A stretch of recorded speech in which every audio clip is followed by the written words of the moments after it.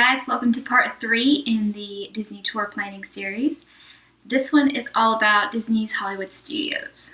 Okay, right now Disney's Hollywood Studios is a mess. If you're going in 2018, it's pretty much going to be, as far as we know, like it is right now. Star Wars Land and Toy Story Land are opening sometime in 2019, we don't know when. So what I'm going to tell you in this video basically is not really going to apply after those lands open. The park is changing, so it's hard to really have a touring plan right now that is good, for a while. So I'm going to tell you, for those of you going in 2018, this is how I would do it, or anytime in 2017. Hollywood Studios is a lot of shows. It's more shows than it is actual rides. So this one's kind of a hard one to give you a touring plan on because of the show times. Most of them are the same, but I would worry about hitting the rides first because those have lines. And the shows, you have to look at the times and just kind of be your own judge on that. The biggest attractions at Hollywood Studios are, of course, Rock and Roller Coaster, Tower of Terror, and Toy Story Mania. Those are the 3 biggest ones. Star Wars it's kind of up there, but it doesn't have as long of a line as the others do. The longest line in the whole park is easily Toy Story Mania. The fast passes for Toy Story Mania get gone, boom, like that. So definitely, if you are lucky enough to nab a fast pass for that, definitely do. Hollywood Studios has the fast pass tiering system, which means that you are not going to be able to get a fast pass for both Rock and Roller Coaster and Toy Story Mania. You have to pick one of those. I personally would pick Toy Story Mania because Rock and Roller Coaster is a shorter line than Toy Story, and it offers single rider. So what I would do, park opening, 9 a.m. typically, is when park opens. Be there at rope drop. For the rope drop at DHS, you can go, they let you in and you go down Hollywood Boulevard to about right where Sunset Boulevard comes in. And they do a little skit and then they will open up the rest of the park. Most people are going to head straight to Toy Story Mania, or they're going to head over to Sunset Boulevard and do the Tower of Terror and Rock and Roller Coaster. In a perfect world, get a fast pass for Toy Story Mania.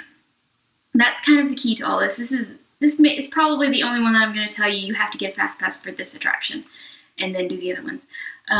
Get a fast pass for Toy Story Mania, and as soon as park opens, run straight to Rock and Roller Coaster and Tower of Terror. They're side by side. Do Rock and Roller Coaster first, I would recommend, just because it's a longer line than Tower of Terror. As soon as you get off Rock and Roller Coaster, do Tower of Terror. Now, the only downside to this is that pretty much everybody else has the same plan, but you are beating all of the people who don't want to get up. So you're still going to have a much shorter wait doing it right then than you will any other time of the day. So after you do those, then depending on when your fast pass for Toy Story is, I'm banking on it being later in the day. And if I do get one for in the morning, I would still, if at all possible, do Rock and Roller Coaster and Tower of Terror first, and then do my Toy Story fast pass. But anyway, if your fast pass for Toy Story is later in the day, I would then, after you do Rock and Roller Coaster and Toy Story and Tower of Terror, head over to Star Wars. Now, there are other things over there next to Tower of Terror and Rock and Roller Coaster, but they're shows. That's where Fantasmic is, and Beauty and the Beast. But I would, anyway, like I said, I would run over to Star Wars and ride Star Wars, and then, what else is over there? There's really no other actual rides over there with Star Wars right now. So the only other thing over there is Muppet Vision 3D and the Frozen Sing-Along, I'm pretty sure. Like I said, that park's a mess, so it's hard for me to really kind of think for sure what attractions are current right now. Then I would hit Great Movie Ride, because that's the only other ride. That, everything else is a show pretty much. Of course, in this do your Toy Story Fast Pass whenever it is. So after you do Great Movie Ride, then you can start on your shows, and just whichever ones are most important to you, do those first. As far as popularity, the most popular is probably Beauty and the Beast. After that, I guess the Frozen one. And then probably Indiana Jones is a good one. It's not as popular as it used to be. It's a stunt show. But I would definitely do that. I would do that one before I did a couple of the others, just because it's cooler. I don't know. There's also Disney Junior Live on Stage. If you have preschoolers or little ones, that they love that one. It's a great, great show. Voyage of the Little Mermaid. Voyage of the Little Mermaid is one that you should be able to do regardless, because it is super, super short, and there's never a wait. I mean, it has more showings than any of the other shows in the park, so it's a really easy one to catch. But next to Toy Story, or pretty close to it, is probably my favorite attraction in the entire park, and that is the One Man's Dream attraction that's all about Walt. And it's not a show or anything, it's just a walkthrough, kind of a museum type thing, where you learn about the history of Walt Disney, and basically how Disney World came to be, and how Mickey Mouse came to be, and where he started in Marceline, Missouri as a little bitty kid, doing drawings on his parents' barn and getting in trouble for it. But it's a really, really neat thing to see. They have some great artifacts in there, like his school desk. It's not the real desk. The real desk is actually in Marceline, Missouri. I've seen it, but it's a copy. The multiplane camera, which revolutionized animation, that's in there. It's really cool. They have a little demonstration thing. You can see models of all of different movie sets, like from So Dear to My Heart, and there's another one in there that I can't think. There's also models of the parks, like there's models from Magic Kingdom, Epcot, Tree of Life. There is also what is up and coming in the new parks. Like I think the last time I was in there, it had an area about Shanghai, which is the newest Disney park. But there's a preview of what's coming, what they're working on, and stuff that they've already done. They've got murals, beautiful artwork in there. Lots of neat stuff, and there's also a film at the end of it that I highly recommend you watch if you have time.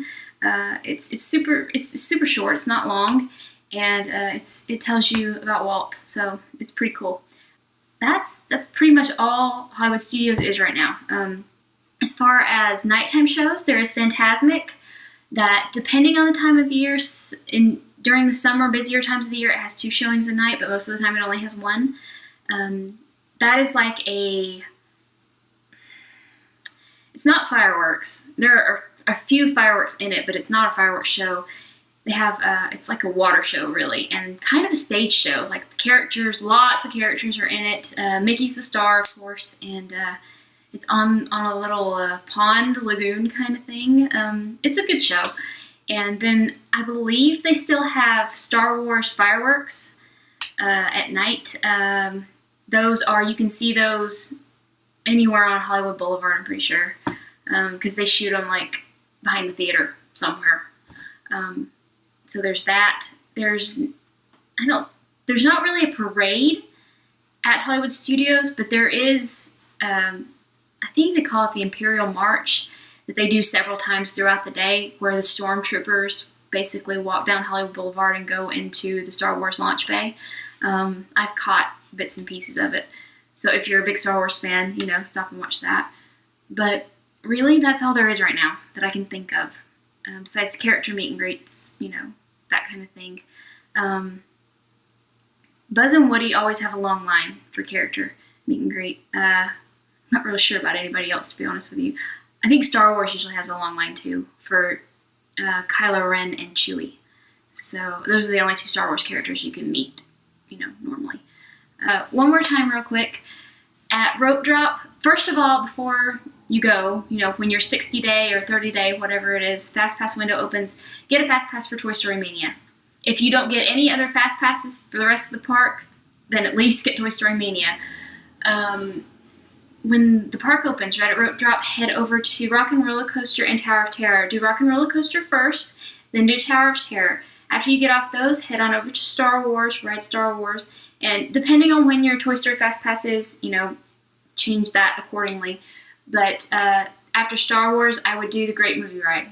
And after that, you can pretty much pick and choose your shows, which ones you want to do, which ones are, showing next. Little Mermaid is a really short one, really easy to do if you've got a time gap in there. Muppets is pretty quick too. Muppets is a pretty short show, so it's an easy one to do. Also, make sure you don't miss One Man's Dream over there, close to Toy Story, behind the theater there. So, yeah, that takes it for Hollywood Studios. We'll see you next time in the Animal Kingdom. Bye-bye.